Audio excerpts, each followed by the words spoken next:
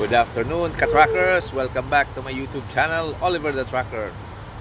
Ngayon, inaabangan natin dito sa Port of Tacloban ang pag-roll out ng ating mga Shakman H3000S 10-wheeler and 12-wheeler dump truck galing sa Manila. Kahapon, pinasyalan natin yung mga trucks natin na dumating sa Amandayehan Port while waiting for their loading to the barge or the Roro.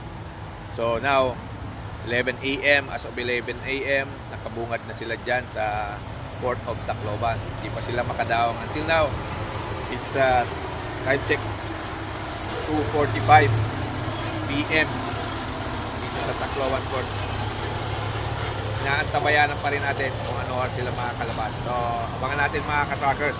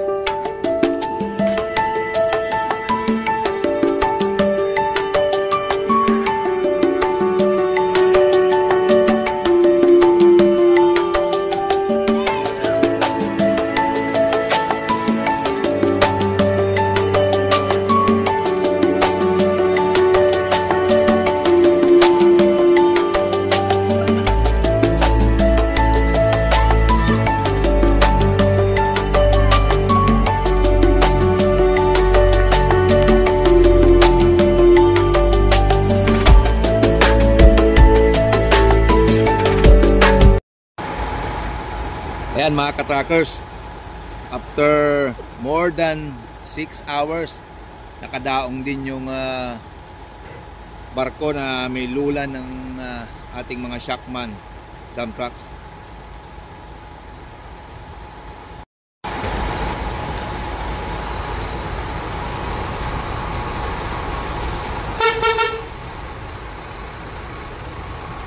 Ayan ang mga ka-trackers, yung mga Optimus Blue lumabas na. Ayan, dalawang Optimus Blue bumubusina sa atin mga ka-tracker.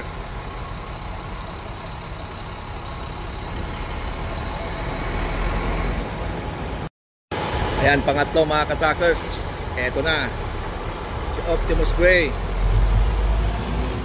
Ayan mga ka-trackers, eto na, naka-roll out ng ating mga Shakman H3000S dump truck.